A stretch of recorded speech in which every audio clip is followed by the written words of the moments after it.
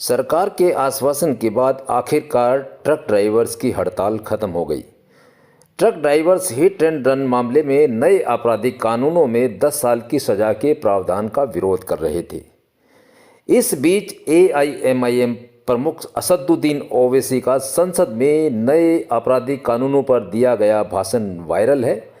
उन्होंने इसे एक्स पर पोस्ट किया और लिखा कि प्रदर्शनकारी ट्रक ड्राइवर नए आपराधिक कानूनों में लापरवाही से गाड़ी चलाने की सजा में बढ़ोतरी को लेकर काफी चिंतित है। प्रधानमंत्री को आवश्यक बदलाव करने चाहिए। रैश एंड नेग्लिजेंट एक्ट जो आईपीसी में था 2 साल थे 304, आप उसको बढ़ाकर 5 साल कर दिए 1061 में BNS1 में। और rash and negligent driving 304 IPC में था 2 साल की सजा थी, आपने 10 साल कर दिया। यह क्रिमिनल जुरिस्प्रूडेंस का हिस्सा नहीं है। सर, ये 3 फौजदारी के कवानीन खुद मुजरिमाना है। ये जुर्म की रोकथाम से ज्यादा हुकूमतों के जराइम को कानूनी शक्ल देने के लिए बनाए जा रहे हैं। अब तरफे तमाशा यह है सर कि पिछले सेशन में मोदी हुकूमत ने जन विश्वास बिल 2023 को, जिसमें 183 प्रोविजंस और 43 कवानीन थे इम्प्रिजनमेंट के, उसको निकालकर फाइन में तब्दील कर दिया। उसमें ड्रग्स एंड कॉस्मेटिक्स एक्ट को भी तरमीम की गई और सजा के बजाय सबस्टैंडर्ड ड्रग्स के लिए आपने फाइन ला लिया। तो मैं ये बोलना चाहूंगा सर कि सबस्टैंडर्ड ड्रग्स के मैन्युफैक्चर के लिए आपने जेल के बजाय फाइन उसमें तब्दील कर दिया, तरमीम करके। तो ये जरूरी है बोलना इस ऐवान में कि जन विश्वास के नाम पर आपने इस सबस्टैंडर्ड ड्रग्स से आवाम को खतरे में डाल दिया। अब आप डीक्रिमिनलाइजेशन की बात करते हैं, जहां पर कंपनीज को सजा देना था वहां पर आपने नहीं किया, फाइन में तब्दील कर दिया। और जो कवानीन नॉन वायलेंट क्राइम्स हैं, सेडेशन, डेफेमेशन, उसको आपने इस नए क्रिमिनल लॉ में ला लिया। तो सर, ये बात साफ हो गई कि जन के लिए अविश्वास, धंधे के लिए विश्वास, ये इस हुकूमत का नया मंत्रा है। और लाइटर वेन में अगर मैं कहूं तो जॉन अलिया ने कहा था कि जुर्म में हम कमी करें भी तो क्यों, तुम सजा भी तो कम नहीं करते। सर, आज सच्चाई इस देश में यह है कि सूट पहनने वाला क्राइम से जुर्म से बच जाता है, जेल से बच जाता है। एक खाकी पहनने वाला किसी को करीब से गोली मार सकता है, हथकड़ी पहने हुए मुजरिम को, उसको कुछ नहीं, जवाबदेही नहीं है। सच्चाई हमारे मुल्क में यह है कि इस ऐवान में जिन पर टेररिज्म का चार्ज है वो इस कानून पर वोट डालेंगे कि टेररिज्म क्या है, नहीं है। सर, मुझे ये कहने की इजाजत दीजिए कि अगर आज भगत सिंह को और मोहनदास करमचंद गांधी को ये 3 कवानीन बनाए जाते तो भगत सिंह और मोहनदास करमचंद गांधी कहते कि रोलट एक्ट है, ये 3 कवानीन रोलट एक्ट है। अब हुकूमत को बताना पड़ेगा कि असल मकौले पुत्र कौन है। सर, सच्चाई यह है कि इस मुल्क के गरीब, दलित, मुसलमान, आदिवासी, इनके लिए जिंदगी से बड़ी कोई सजा नहीं है। और क्या जुर्म है पता ही नहीं इनको। सर, अगर हमको रिफॉर्म करना था, इस्लाह करना था, तो हमको उन प्रोविजंस को निकालना था जो हुकूमत और पुलिस को मनमानी करने की इजाजत देती है। हमको वो प्रोविजंस को निकालना था कि जो मंत्रियों को और पुलिस को ये मौका मिल जाता है लोगों को सालों जेल में रखने का, उन पर कोई जुर्म पर साबित नहीं होता। हमको ये करना चाहिए था कि जो प्रोसिक्यूटर होता है वो फैब्रिकेटेड एविडेंस डालकर ताकतवरों को अपनी ताकत की बुनियाद पर उनको छूट दे देता है। हमने वो काम नहीं किया। आज हमारे वतन अजीज भारत में सबसे ज्यादा अंडर ट्रायल अगर कोई है जेलों में तो मुसलमान, दलित, आदिवासी हैं। सर, इनका कन्विक्शन रेट देख लीजिए आप। NCRB का डेटा है 2017 से 21 का, 20% अंडर ट्रायल मुसलमान है, 16% कन्विक्शन है और मुसलमानों की आबादी 14.2% है। प्रिवेंटिव डिटेंशन यदि जिसको इस्तेमाल किया जाता है जुडिशियल प्रोसेस को सबवर्ट करने के लिए और फेयर ट्रायल को सबवर्ट करने के लिए, आज भारत की जेलों में 30% डेटेन्यूज मुसलमान हैं। उत्तर प्रदेश में 2017 में 33% मुसलमान डेटेन्यूज थे। आज 83.9% उत्तर प्रदेश की जेलों में मुसलमान डेटेन्यूज है। सर, एक और मिसाल दे रहा हूं, CSDS की रिपोर्ट है, थिंक टैंक है बहुत बड़ा, जो कहता है कि they have found substantial prejudice against Muslim the police force. Bihar, Maharashtra, Uttarakhand, Jharkhand, 2/3 of the surveyed police personnel believe that Muslims were more inclined to violence than members of the communities. ये empirical evidence है। इसी रिपोर्ट में कहा गया कि 35% जिन police के अहदेदारों का सर्वे किया गया, उन्होंने मॉब वायलेंस को नेचुरल करार दिया, खास तौर से उन केसों में जहां पर काउ स्लॉटर होता है। सीजेपीएपी का इन्वेस्टिगेशन रिपोर्ट है सर कि कोविड-19 के दौरान जिन लोगों 25% मुसलमानों का अरेस्ट किया गया था, ये बायसनेस नहीं है तो क्या है। मध्य प्रदेश में मुसलमान 7% के करीब है और 21% मुसलमानों का नाम सर एफआईआर में डाल दिया गया था। सर प्रोजेक्ट 39 ने नेशनल लॉ यूनिवर्सिटी ने उन लोगों का सर्वे किया जिन पर सजाए मौत दी गई। हैरत अंगेज बात यह है कि सर 76% बैकवर्ड क्लास, दलित और रिलीजियस माइनॉरिटी से ताल्लुक था। कितने दलित और एसटीज डेथ रो पर हैं सर? महाराष्ट्र में 50%। कितने मध्य प्रदेश में है सजाए मौत के?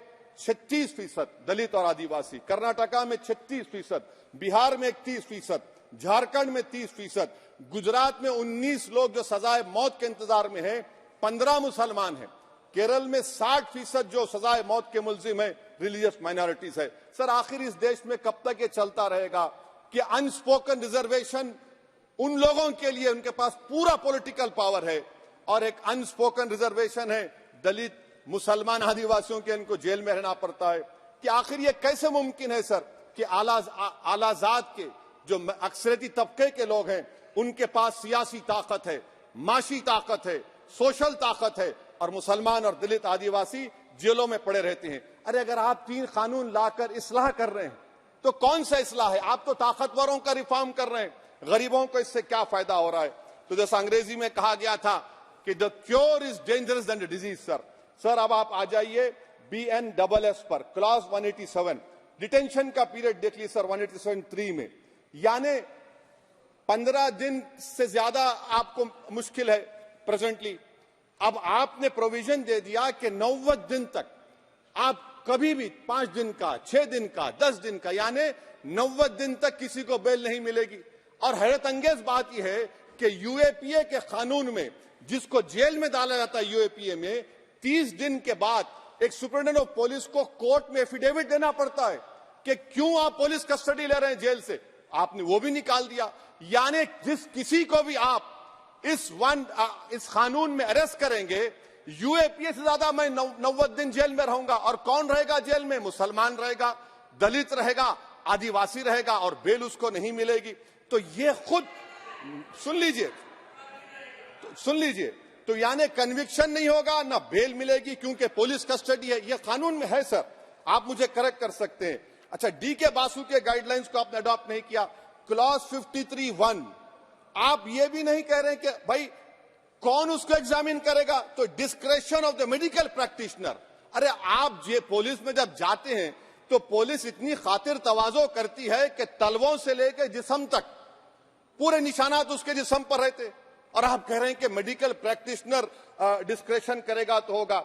अब आप आ जाइए सर इसके ऊपर आपको बता रहा हूं सर। अब आप देखिए क्लॉज 187 तो आपके सामने जिक्र कर दिया मैं सर। अब आप देखिए क्लॉज 472 मर्सी पिटीशन, आर्टिकल 79 और 161 का कॉन्स्टिट्यूशन का हिस्सा है, और ये आप कानून लाकर कहती हैं कि उसकी तरफ से मर्सी पिटीशन डालेगा तो कन्विक्ट, लीगल है, अदर रिलेटिव। सर जो सजाए मौत काटेगा वो तो आधा पागल हो जाता है जेल में। आप थर्ड पार्टीज को मौका नहीं दे रहे। ये कौन सा इंसाफ है बताइए आपका? ये कौन सा इंसाफ है आपका? और फिर सर आप ये बताइए कि थर्ड पार्टीज को बाहर कर रहे हैं। अच्छा, कितना टाइम आप दे रहे हैं? कितना टाइम आप दे रहे हैं कि सुप्रीम कोर्ट के रिजेक्शन ऑफ SLP के बाद 30 दिन और गवर्नर के रिजेक्शन के बाद 60 दिन? ये कैसा इंसाफ होगा सर? सुप्रीम कोर्ट ने कहा कि multiple mercy petitions can be filed, आपने उसको भुला दिया।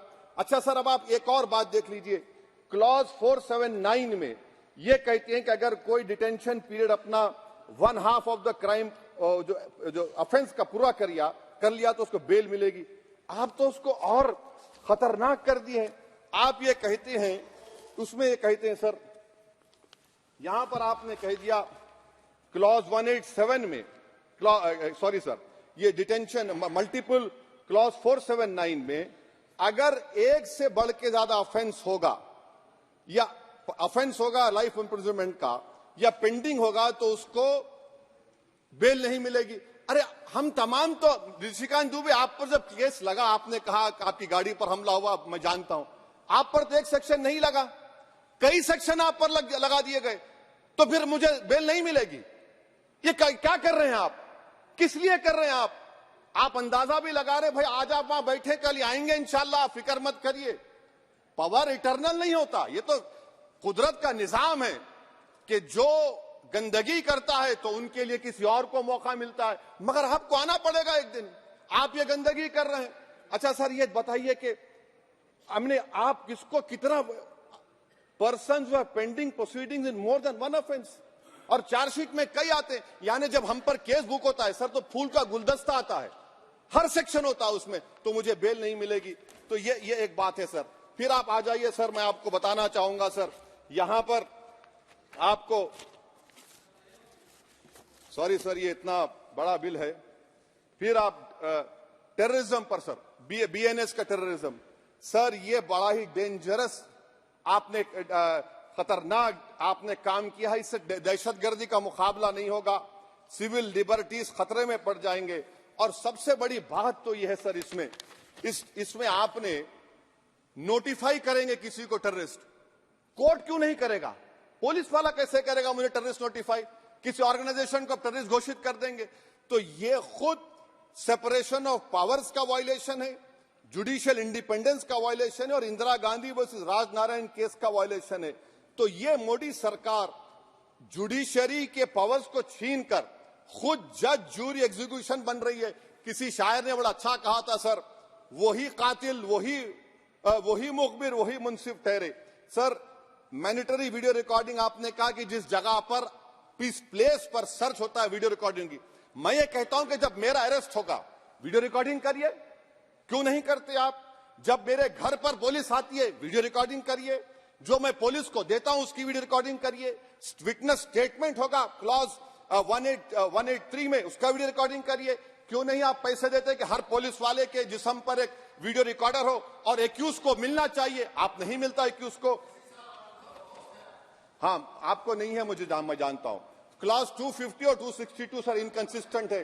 तो क्लॉज 250 में 60 डे टाइम लिमिट है डिस्चार्ज के लिए। अगर एक्यूज को कागज नहीं मिलता है, हम सब जेल में गए, मैं कई मर्तबा जेल में गया हूं, ससुराल में इतना नहीं गया जितना जेल को जाने का मुझे मौका मिला, चाहे कांग्रेस की, तेलुगु देशम की हुकूमत रही है। सर, कुछ लोग क्लॉज 262 है, क्लॉज 262 में डिस्चार्ज एप्लीकेशन है, वो फ्रेमिंग ऑफ चार्जेस के बाद डाल सकते हैं। ये it defeats the purpose. What is the discharge application which is to prevent police from using delay tactics? Discharge always precedes framing of charges. आप मैं उस वक्त तक डिस्चार्ज नहीं डाल सकता जब तक कि वो नहीं होगा। अच्छा, क्लॉज 251, 263 देखिए sir, time limit for framing of charges in cases of session trials 60 days of first framing charges, warrant charges should be 90 days। मगर आपने क्या किया? होशियारी देखिए, बर्बाद करने का कहानी। 193(9) डाल दिया आपने, Can it prescribes a 90-day time limit for further investigation? For further investigation, what will happen when supplementary charge sheet are put? Will the accused be acquitted? क्या मुझे छोड़ देंगे आप? क्या कोई time light? This is a dead letter. यानी आप तो पूरे का पूरा सिविल राइट्स, लिबर्टीज बोलिए सब छीन ले रहे। अच्छा सर, इसमें आपने लिंचिंग का एक कानून बनाया बीएनएस में, सेक्ट क्लॉज 103 में। अब आप इसमें देखिए सर, लिंचिंग कब हो सकता है? जब आप ये बताएंगे कि ये पर्सनल बिलीफ पर मारा गया, किसी को जेंडर पर मारा गया, कास्ट पर मारा गया। सर, आप तो एक्यूज को तो मौका दे रहे हैं छोड़ने के लिए, आप तो एक्यूज को मौका दे रहे हैं। अच्छा, पर्सनल बिलीफ में रिलीजन क्यों नहीं लिखते भाई आप? इन तीनों कानून में रिलीजन इस्तेमाल किया गया, पर्सनल बिलीफ में रिलीजन नहीं आता। अच्छा सर, आप ये भी देख लीजिए कि 1019 सर 190 में अनलॉफुल असेंबली है, 5 और मोर एक्टिंग टुगेदर। फिर ये क्यों कर रहे हैं आप? 5 मिलकर भी मर्डर करेंगे तो एक 103 भी तो आपने कर दिया, तो इनका यानी ये तो इसका अनलॉफुल एक्टिंग टुगेदर है। अच्छा सर, मैं आपको बताना चाहूंगा, आपके ये बीएनएस का 172(2) आप देखिए कि पेटी केसेस में when the occasion is past, किसका मतलब क्या है?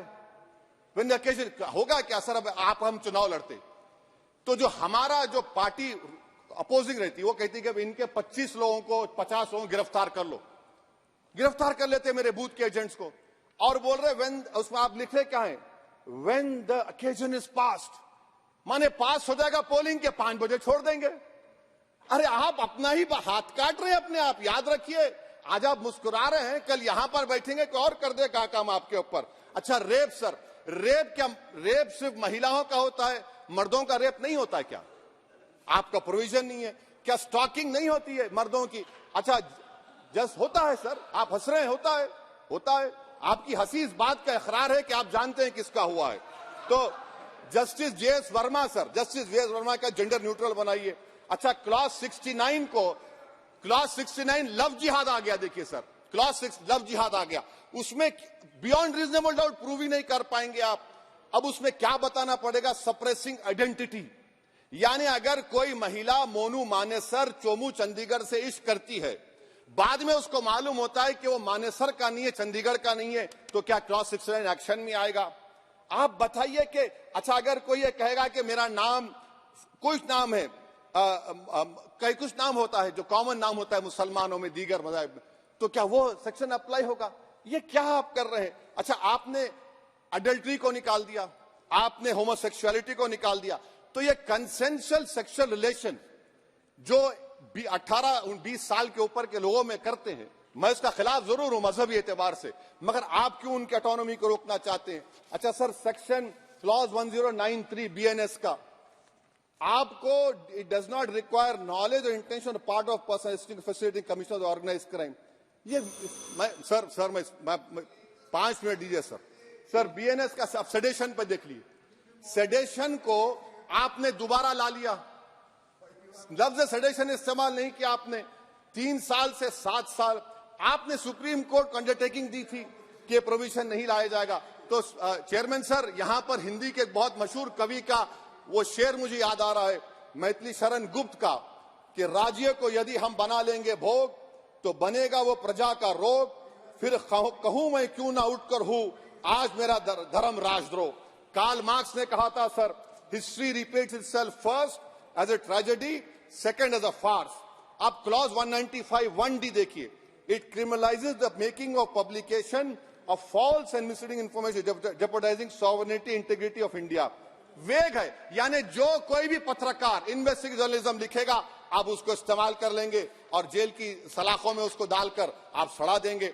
सर मैं आपको और एक बात बताना चाहूंगा कि रैश एंड नेग्लिजेंट एक्ट जो आईपीसी में था 2 साल थे, 304, आप उसको बढ़ाकर 5 साल कर दिए 1061 में, BNS 1 में।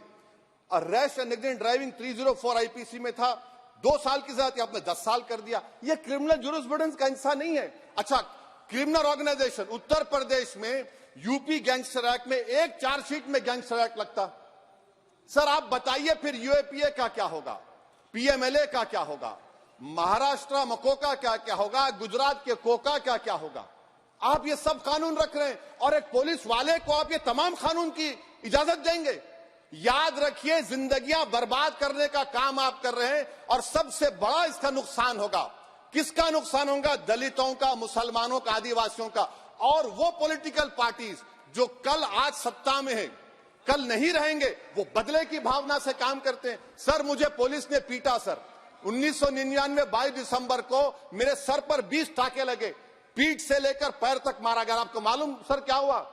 तेलुगु देशम की सरकार थी, उन्होंने उन दोनों पुलिस वालों को जिन्होंने मुझे मारा था उनको आईपीएस कन्फर कर दिया। आईपीएस अरे मैं तैयार हूं मरने के लिए, तुम मारोगे क्या? बोलो कहां मारोगे बताओ? अरे तुम कहां मारोगे? तुम्हारी गोलियां खत्म हो जाएंगी, मैं जिंदा रहूंगा। अरे तुम्हारी गोली डरने वाला बैठो तुम, अरे चप्पन देके बैठो तुम। प्लीज आप बैठ जाइए। टेररिज्म का देखिए सर, आप बैठ जाइए प्लीज। यूएपीए का सर मैं खत्म कर, टेररिज्म उनको रोकिए sir. Okay please sit down. हाँ तुम गोली मार सकते, सस्पेंड नहीं कर सकते और कुछ नहीं कर सकते सर।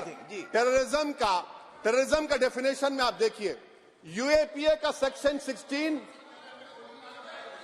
यूएपीए का सेक्शन 16 क्लॉज 113 में आ गया, यूएपीए का सेक्शन 15 क्लॉज 131 में आ गया। देख लेंगे उसको, देख लेंगे। यूएपीए का आपत्तिजनक अंश निकाल दिए जाएंगे। यूएपीए का क्लॉज 18 113 4 में आ गया, यूएपीए का क्लॉज 18 113 3 में आ गया, यूएपीए का क्लॉज 20 113 5 में आ गया, यूएपीए का सेक्शन 19 113 6 में आ गया। अरे भाई साहब फिर क्या बचा है? आप यूएपीए से मकोका से, गुजरात कोका से पीएमएलए सब ला लिए। तो स्पीकर सर, मैं अपनी बात को खत्म करने से पहले मैं उम्मीद कर रहा था कि मैंने वजीर दाखिला का एक स्टेटमेंट सुना था अमित शाह साहब का कि जब गुजरात के होम मिनिस्टर थे तो उन पर जुल्म किया गया, उनको दबाया गया। मगर हम ये समझ रहे थे कि जिस शख्स पर नाइंसाफी हुई है, जो वो क्लेम कर रहे हैं, तो कम से कम वो दूसरों से नाइंसाफी तो नहीं करेंगे। आप क्या कर रहे हैं?